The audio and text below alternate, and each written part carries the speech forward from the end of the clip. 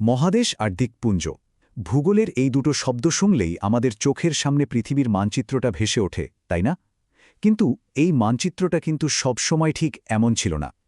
আজকের এই আলোচনাতে আমরা ঠিক এটাই জানব, কিভাবে একটা বিশাল স্থলভাগ থেকে আজকের এই পৃথিবীর জন্ম হলো। আর হ্যাঁ, প্রতিযোগিতামূলক পরীক্ষার জন্য এই বিষয়গুলো খুবই জরুরি। একবার ভাবুন তো, যদি পৃথিবীর সব মহাদেশকে একটা জিগস পাজলের মতো করে একসাথে জুড়ে দেওয়া যেত, কি অদ্ভুত শোনায়, তাই না? কিন্তু এটা শুধু কল্পনা নয়, এটাই আমাদের গ্রহের ইতিহাসের একটা বাস্তব ছবি। চলুন তাহলে পৃথিবীর এই বিশাল পাজলের প্রথম টুকরোটা খুঁজে বের করা যাক। আজ আমরা যে মানচিত্র দেখি তার পেছনের গল্পটা কিন্তু বেশ অন্যরকম। আজ থেকে লক্ষ লক্ষ বছর আগে পৃথিবীর সমস্ত মহাদেশ একটাই বিশাল স্থলভাগে জোড়া লাগানো ছিল। বিজ্ঞানীরা এই সুপারকন্টিনেন্ট বা মহামহাদেশের একটা নামও দিয়েছেন, প্যানজিয়া। এর মানে হল সমস্ত ভূমি। পরীক্ষার জন্য এই নামটা কিন্তু একদম ভুললে চলবে না। এখন সবচেয়ে মজার ব্যাপারটা হলো, এই প্যানজিয়া কিন্তু একসময় ভাঙতে শুরু করে, আর যখন এটা ভাঙল তখন এর দক্ষিণ দিকের অংশটার নাম দেওয়া হলো গন্ডোয়ানা ল্যান্ড। আর এই গন্ডোয়ানা ল্যান্ড থেকেই কিন্তু আজকের দক্ষিণ আমেরিকা, আফ্রিকা, ভারত, অস্ট্রেলিয়া, এমনকি বরফে ঢাকা অ্যান্টার্কটিকার জন্ম হয়েছে। আচ্ছা, চলুন এবার কিছু গুরুত্বপূর্ণ ভৌগোলিক শব্দের সাথে পরিচিত হওয়া যাক, যেগুলো প্রায়ই পরীক্ষায় আসে আর আমাদের বেশ গুলিয়ে দেয়। দেখুন, মহাদেশ হলো একটা বিশাল, মানে অনেক বড় একটা স্থলভাগ। যেমন ধরুন অস্ট্রেলিয়া, যেটা পৃথিবীর সবচেয়ে ছোট মহাদেশ।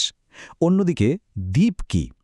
দ্বীপ হলো এমন একটা জমিনের টুকরো যার চারদিকে শুধু জল আর জল, যেমন ভূমধ্যসাগরের সিসিলি দ্বীপ।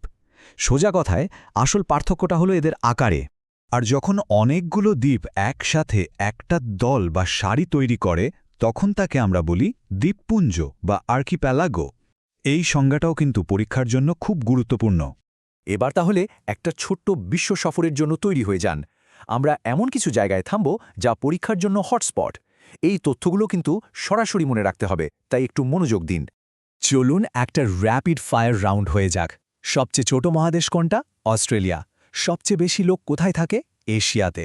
ভূমধ্যসাগরের সবচেয়ে বড় দ্বীপ? সিসিলি। আচ্ছা, সেশেলস কোথায় বলুন তো? ভারত মহাসাগরে। আর টিয়েরা ডেল ফুয়েগো? ওটা আছে একেবারে দক্ষিণ আমেরিকার শেষ মাথায়।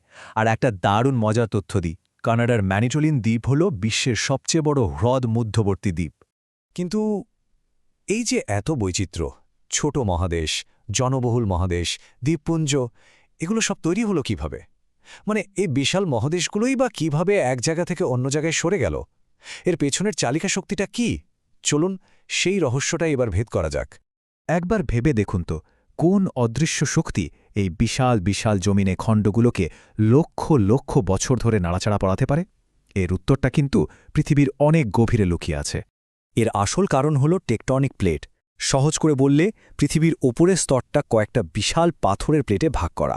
এই প্লেটগুলো পৃথিবীর গরম গলিত অংশের ওপর দিয়ে খুব ধীরে ধীরে ভেসে বেড়াচ্ছে। আর এই প্লেটগুলো যখনই নড়াচড়া করে তখনই ভূমিকম্প হয়, আর মহাদেশগুলো এক জায়গা থেকে অন্য জায়গায় সরে যায়। এই টেকটনিক প্লেটগুলো আবার দুই রকমের হয়, কিছু বড় বা প্রধান, আর কিছু ছোট বা অপ্রধান। যেমন প্রশান্ত মহাসাগরীয় প্লেট হলো একটা প্রধান প্লেট, আর কোকোস, নাজগা বা আরব প্লেট হলো কিছু অপ্রধান প্লেটের উদাহরণ। এতক্ষণ আমরা যা কিছু জানলাম, চলুন এবার পরীক্ষার জন্য সবচেয়ে জরুরি পয়েন্টগুলো এক জায়গায় দেখে নেই। এগুলোকে বলা যেতে পারে মাস্ট নোজ, মানে এগুলো জানতেই হবে। এই সংজ্ঞাগুলো কিন্তু একেবারে মুখস্থ করে ফেলতে হবে। প্যানজিয়া ছিল একদম শুরুর সেই সুপারকন্টিনেন্ট। গন্ডোয়ানা ল্যান্ড ছিল তার দক্ষিণ অংশ, যার মধ্যে ভারতও ছিল। দ্বীপপুঞ্জে মানে অনেকগুলো দ্বীপের একটা দল। আর টেকটনিক প্লেট হলো সেই চলমান খণ্ড যা এই সব কিছুকে চালনা করে। এই জায়গাগুলো আর তাদের সম্পর্কিত তথ্যগুলো মনে রাখাটা কিন্তু খুব জরুরি। অস্ট্রেলিয়ার কথা উঠলেই মনে রাখতে হবে এটা সবচেয়ে ছোট মহাদেশ। এশিয়ার কথা বললে মনে রাখতে হবে এটা সবচেয়ে জনবহুল। আর সেশেলস, সিসিলি ও টিয়ারা ডেল ফুয়েগোর অবস্থানগুলো মনে রাখা চায়। চলুন এই পুরো গল্পটা শেষবারের মতো এক নজরে দেখে নিই। সবকিছুকে 5টা সহজ ধাপে মনে রাখলে কেমন হয়? তাহলে পুরো ব্যাপারটা খুবই সহজ। প্রথমে ছিল একটাই বিশাল স্থলভাগ, যার নাম প্যানজিয়া। সেটা ভেঙে তৈরি হলো গন্ডোয়ানা ল্যান্ডের মতো অংশগুলো। আমরা মহাদেশ আর দ্বীপের পার্থক্য শিখলাম, আর জানলাম দ্বীপপুঞ্জ কি। আর এই সব কিছুর পেছনে রয়েছে টেকটনিক প্লেটের গতি। ব্যাস, এইটুকুই। তাহলে বোঝাই যাচ্ছে আমাদের গ্রহটা কতটা জীবন্ত আর গতিশীল।